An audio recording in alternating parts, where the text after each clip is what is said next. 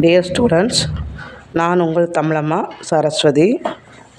மேல்நிலை 1ஆம் ஆண்டு பொதுத்தமிழ் இயல் 1 பேச்சு மொழியும் கவிதை மொழியும். ஆசிரியர் இந்திரன். இப்போ நம்ம நுழையும் முன் பார்க்கலாமா? கலைகளின் உச்சம் கவிதை என்பர். அக்கவிதையினை இயன்றவரை பேசுவது போல் எழுதுவது தான் உத்தமம் என்றும், அதுவே மானுடத்துக்கு எழுத்தாளர்கள் செய்யும் கடமை என்றும் கூறினார் மகாகவி பாரதியார். கவிதை எவ்வாறு பிறக்கிறது, எழுத்து மொழியை கடந்து பேச்சு மொழி எவ்வாறு கவிதைக்கு நெருக்கமாக இருக்கிறது என்பதனை பற்றி பேசுவது இக்கட்டுரை. ஆசிரியர் இந்திரன். மாணவர்கள், வீடியோ போகிறதுக்கு முன்னாடி நீங்கள் வீடியோ சப்ஸ்கிரைப் பண்ணி பாருங்கள், ஸ்கிப் பண்ணாதீங்க. ஏன்னா நான் எப்பயுமே ஒவ்வொரு வீடியோவில் பாடம் நடத்தும் போது எதெல்லாம் இம்பார்ட்டன்ட் கொஸ்டினோ அதை நான் கொடுப்பேன். நீங்கள் அதை முழுசாக கேட்டால் மட்டும்தான் உங்களால் முழு மதிப்பெண்கள் பெற முடியும். எனவே நோட்ஸ் எடுத்துக்கோங்க, எதெல்லாம் இம்பார்ட்டன்ட் சொல்லணும் அதை நோட்ஸ் எடுத்துக்கோங்க. அப்படியே நம்முடைய சேனலை சப்ஸ்கிரைப் பண்ணிக்கோங்க. இப்போ நம்ம பாடத்துக்கு போகலாம்.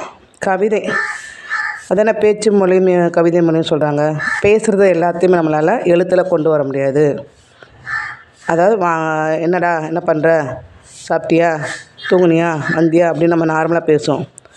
ஆனால் எழுதும்போது எங்கே சென்றீர்கள், வந்தீர்களா, உட்காருங்கள், அமருங்கள், சாப்பிடுங்கள் என்று மரியாதை வார்த்தைகளை எழுத்தில் பயன்படுத்துவோம். ஸோ பேசுகிறது வேறு, எழுதுறது வேறு. மொழி என்றால் என்ன? நம்ம பார்க்குற பறவைகளும் சரி, விலங்குகளும் சரி, வானும் சரி, நிலவும் சரி, எல்லாமே எனக்குள்ளே இருந்திருக்கவே இல்லை. நம்ம இதெல்லாம் முன்னாடி பார்த்ததில்ல. ஆனால் முன்னோர்கள் இந்த பெயர்களை எப்படி பெயரிட்டு அழைத்தார்களோ அதை நம்ம அப்படியே வழி வழியாக நம்ம என்ன செய்ய பார்த்துட்டு வரோம். இது நிலா, இது சூரியன் அப்படி சொல்லி நம்ம அதுக்கு ஒரு பெயர் சுட்டு அழைக்கிறோம்.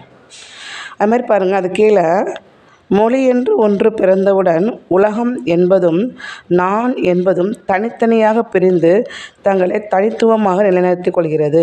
எர்னஸ்ட் காசிர். நல்லா கவனிச்சுக்கோங்கம்மா, இது முக்கியமான ஒரு வினாப்பகுதி. இதுலேருந்து கேள்வி வரும். ஓகேவா? அந்த சென்டென்ஸை கொடுத்து யார் சொன்னாங்கன்னு கேட்பாங்க. எர்னஸ்ட் காசிரன் ஆப்ஷனில் வரும் இல்லையா? எர்னஸ்ட் காசிரர் குறிப்பு கொள்ளுங்க அப்படி சொல்லி கொள்ளுவாங்க, ஞாபகம் வச்சுக்கோங்க. இந்த மொழி என்று ஒன்று பிறந்தவுடன் இது நம்ம எப்படி இதை கொடுத்து நம்ம எப்படி ஞாபகம் வச்சுக்கொள்ளணும் அப்படின்னு பார்த்தீங்கன்னா, எர்னஸ்ட் காசிரர். காசிக்கு யார் போவாங்க? இந்த உலகம் எனக்கு வேணாம் அப்படி சொல்லி காசிக்கு போவாங்களா? அப்போ அதை ஞாபகம் வச்சுக்கோங்க. மொழி என்று ஒன்று பிறந்தவுடன் உலகம் அப்படின்ற வார்த்தை வந்துச்சு நமக்கு காசிரர். ஞாபகம் வச்சுக்கோங்க. Very important question. அப்புறம் பாருங்கள், மொழியின் சாவியை போட்டு திறக்கிற போதெல்லாம் இதுவரையிலும் பெயர் சூட்டப்படாத பலவற்றை நானே என் கண்களால் கண்டுபிடிக்க தொடங்கினேன். அவற்றிற்கு நானே எனக்கு பிடித்தமான பெயர்களை சூட்டத் தொடங்கினேன். நமக்கு இஷ்டம், நம்ம எது வேணாலும் எப்படி வேணால் பேர் சொல்லிக்கலாம், நம்ம யாருமே கேட்க போகிறதில்ல. அப்போ நமக்கு தெரிந்த ஒரு மொழியில் நம்ம பேசும்போது நம்ம மனசுக்கு எப்படி இருக்கும்? அவ்வளோ ஒரு சந்தோஷம், நிறைவு இருக்கிறது.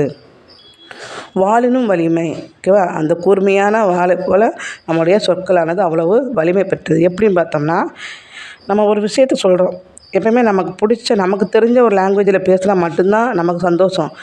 நமக்கு தமிழ் தெரியும், இன்னொருத்தவங்க தெலுங்கு தெரியும், இன்னொருத்தவங்க ஹிந்தி தெரியும் அப்படின்னு அவங்க கூட நம்ம பேசும்போது நம்ம கருத்துக்களை பரிமாற முடியாது. ஆனால் இங்கே என்ன சொல்கிறாங்கன்னா, மொழி வழியாக ஒன்றை பெயரிட்டு அழைக்கத் தொடங்கியவுடன் அந்த பொருளின் மீது எனக்கு ஒரு அதிகாரம் வந்து விடுவதை உணர்கிறேன். குழந்தையாக இருந்தபோது அம்மா அம்மா என்று அழைப்பேன். வேலையில் மூழ்கிய அம்மாவை என்னை கவனிக்காத திடீரென்று அம்மா பெயரை சொல்லி அழைத்திருக்கிறேன். நம்ம பொதுவாக வீட்டில் கவனிச்சிங்கன்னா தெரியும். அம்மாவை நம்ம பேர் சொல்லி அம்மா கிச்சனில் ரொம்ப பிஸியாக வேலை பார்த்துட்டு இருப்பாங்க. அம்மாவுக்கு அம்மான்னு கூப்பிட்டு பார்ப்பாங்க, காது கேட்காது. திடீர்னு அம்மா பேரை சொல்லணும், அம்மாவுக்கு என்ன ஒரு மாதிரி ஷாக்காரு, என்னடா அப்படின்னு திரும்பி பார்ப்பாங்களே. அப்போ ஒரு வார்த்தைக்கு அவ்வளோ ஒரு சக்தி உண்டு. அது நம்மளுடைய தாய்மொழியான தமிழ்மொழியில் தான் இருக்குது அப்படின்னு. தொண்டையிலிருந்து சொற்கள் எழுகின்றன. அவற்றை ஏற்றம், இரக்கம், உச்சரிப்பு, வேகம், நிதானம், திரும்பி திரும்பி சொல்லுதல், இடையில் கொடுக்கும் மௌனம் ஆகியவற்றுக்கு ஏற்றவாறு பயன்படுத்தி பொருள் வேறுபாடுகளை, அதாவது நம்ம நம்ம பேசணுன்னு நார்மலாக பேச மாட்டோம். ஓகேவா? நம்ம கொஞ்சம் கோபமாக பேசுவோம். ஓகே, கொஞ்சம் இறக்கி நம்ம அமைதியாக பேசலாம். நம்மளுடைய பேச்சில் உச்சரிப்பு ஜாஸ்தியாக இருக்கும். வேகமாக பேசுகிறாங்க, நிதானமாக பேசுகிறாங்க, சொன்னதே திருப்பி திருப்பி சொல்லுங்கள். இது எல்லாமே நம்முடைய மொழியின் அடிப்படைய ரகசியங்கள். நம்ம பேசுகிற மொழிக்கு தடையே கிடையாது. திரவ நிலையில் இருந்த பேச்சு மொழியானது எழுத்து மொழியாக பதிவு திட நிலையில் அடைஞ்சிருது. அதுக்கு ஒரு மரியாதையாக உண்டாயுது. ஓகேங்களா? நேரடி மொழி.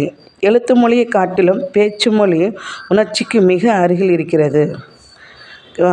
எழுத்து மொழியை காட்டிலும் பேச்சு மொழி உணர்ச்சிக்கு கேட்பாங்க. ஓகேவா? உங்களுக்கு நடுவினால் கேட்பாங்க, ஞாபகம் வச்சுக்கோங்க. பேச்சு மொழிக்கும் எழுத்து மொழிக்கும் உள்ள வேறுபாடுகள் அப்படின்னு கேட்கலாம். ஸோ கவனிச்சுக்கோங்க. எழுதும்போது பார்த்திங்கன்னா நம்ம என்ன யோசிக்கிறோமோ எழுதிட்டு போயிட்டே இருப்போம். ஆனால் பேசும்போது நம்மளோட உணர்வுகள் எல்லாமே முகத்தில் காட்டுவாங்க. ஓகேவா? நம்ம கோவமாக இருக்குமா நம்ம முகம் காட்டிடும், நம்ம சந்தோஷமாக இருக்குமா நம்ம முகம் காட்டிடும். ஒவ்வொரு செயல்களும் நம்ம உணர்வுகள் வகையான மெய்ப்பாடுகள் தொல்காப்பியர் சொல்லியிருப்பார். ஓகேவா? அந்த வகையான மெய்ப்பாடுகள் நம்ம உடம்புல நம்ம முகத்தில் காட்டும்போது நம்ம யாராக இருக்கோன்னு தெரிஞ்சிடும். ஆனால் எழுதும்போது என்ன செய்வாங்க, அது வாட்டுக்கும் என்ன செய்வாங்க, யாருமெல்லாம் எழுதி போயிட்டே இருப்பாங்க தவிர எழுதும்போது கைகளுக்கு உணர்ச்சிகள் ஏற்படுவதில்லை.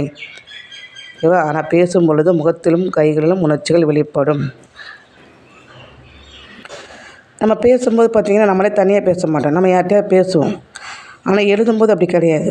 பேச்சு மொழியில் பேச்சை கேட்க எதிராளி என்கிற ஒருவன் உள்ளான். எழுத்து என்பது ஒரு வகையில் பார்த்தால் தனக்குத்தானே பேசிக்கொள்கிற பேச்சு. அப்போ அங்கே எந்த ஒரு வித்தியாசம் நம்ம பார்க்க முடியாது. அப்போ வாசகனுடன் பேசுவது போல் அமைகின்றது பேச்சு நேரடி மொழி. அப்புறம் கவனிங்க, இன்னொரு முக்கியமான ஒரு கொஸ்டின் பாருங்கள். மொழிதான் ஒரு கவிஞரை நிகழ்காலத்தவரா அல்லது இறந்த காலத்தவரா என்பதை நிர்ணயிக்கிறது என்கிறார் மலையாள கவி ஆற்றூர் ரவிவர்மா. வெரி இம்பார்ட்டன்ட் கொஸ்டின்மா. ஒரு மார்க்லையும் கேட்கலாம், 2 மார்க்லையும் கேட்கலாம். இப்போ மொழிதான் அதாவது நம்ம ஒரு ஆசிரியர் அவருடைய கவிதைகளையோ அவருடைய நூல்களை படிக்கும்போது அவர் இந்த இப்போ இருக்கிறாரா இல்லை இறந்து போயிட்டாரா, இல்லை எப்போ வாழ்ந்தார் அப்படி சொல்லி அவருடைய கவிதைகளை வச்சும் அவருடைய எழுத்துக்களை வைத்தும் நம்ம என்ன பண்ணலாம், இவர் நிகழ்காலத்தவரா அல்லது இறந்த காலத்தவரா அப்படின்னு நம்ம என்ன செய்யலாம், நம்ம கண்டுபிடிச்சிடலாம். ஆசிரியர் மலையாள கவி ஆற்றூர் ரவிவர்மா. ரொம்ப ரொம்ப முக்கியமான ஒரு மதிப்பெண் வினா.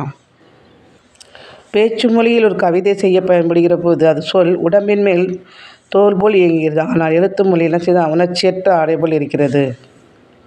இதுக்கடுத்து பார்த்திங்கன்னா நமக்கு 3 முக்கியமான ஆசிரியரை பற்றி சொல்லியிருக்கிறாங்க. இதுலேருந்து கண்டிப்பாக கேள்விகள் வரும், கவனிச்சுக்கோங்க. பெரும் கவிஞர்களின் வாய்மொழி. ஃபஸ்ட்டு பார்த்திங்கன்னா பேச்சு மொழியில் கவிதையை பயன்படுத்த 3 பேர் இருக்கிறாங்க. அதில் வால்ட் விட்மன். இந்த வால்ட் விட்மனுடைய கவிதைகள் எப்படி இருக்கும்னா சுட்டப்பட்ட கம்பி சுருளை போல் இருக்கும்.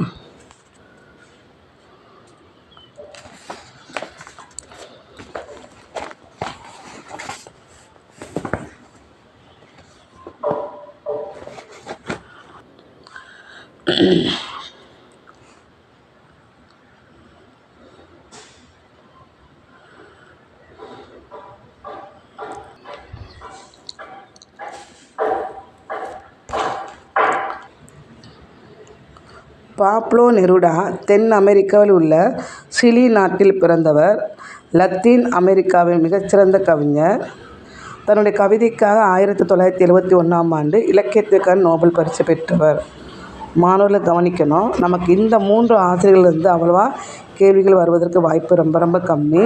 இதில் எப்படி கேள்விகள் கேட்பாங்கன்னா 3 பேரையும் கொடுத்து பொறுத்துக்களை கேட்பாங்க. Walt Whitman, Stephane Mallarme, Pablo Neruda அப்படி கொடுத்து பொறுத்துக்களை கேட்பாங்க. அப்போ வால்ட் விட்மன் எந்த ஊரை சார்ந்தவர், அது மாதிரி அவருடைய புல்லின் இதழ்கள் அது கேட்கலாம். ஓகே, உலக புகழ் பெற்றது புல்லின் இதழும் கேட்கலாம்.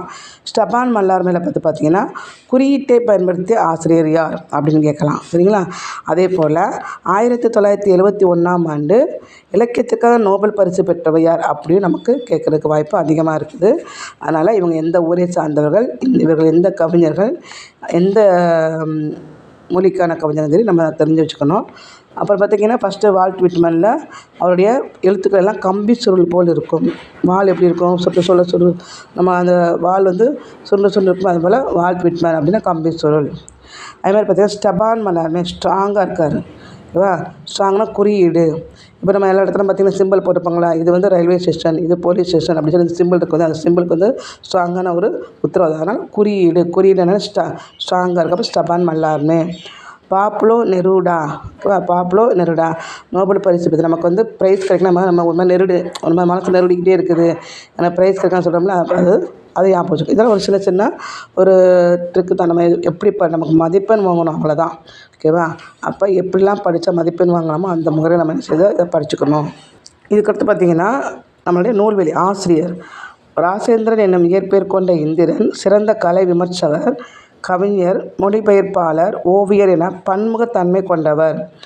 ஒரிய மொழி கவிஞர் மனோரமா பிஸ்வாஸின் பறவைகள் ஒருவேளை தூங்கப் போயிருக்கலாம் என்னும் நூலின் மொழிபெயர்ப்பு நூலுக்காக 2011ஆம் ஆண்டு சாகித்ய அகாதமியின் விருது பெற்றவர். மாணவர்கள் கவனிக்கணும். இதில் கண்டிப்பாக ஒரு மதிப்பெண் வினா வரும். என்ன கேட்கலாம் பார்த்தீங்கன்னா, பறவைகள் ஒருவேளை தூங்கப் போயிருக்கலாம், ஆசிரியர் யாருன்னு கேட்கலாம்.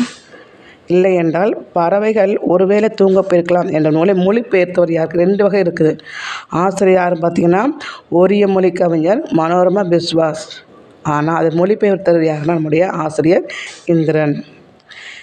முப்பட்டை நகரம், சாம்பல் வார்த்தைகள் உள்ளிட்ட கவிதை நூல்களையும், தமிழ் அழகியல், நவீன ஓவியம் உள்ளிட்ட கட்டுரை நூல்களையும் படைத்துள்ளார்.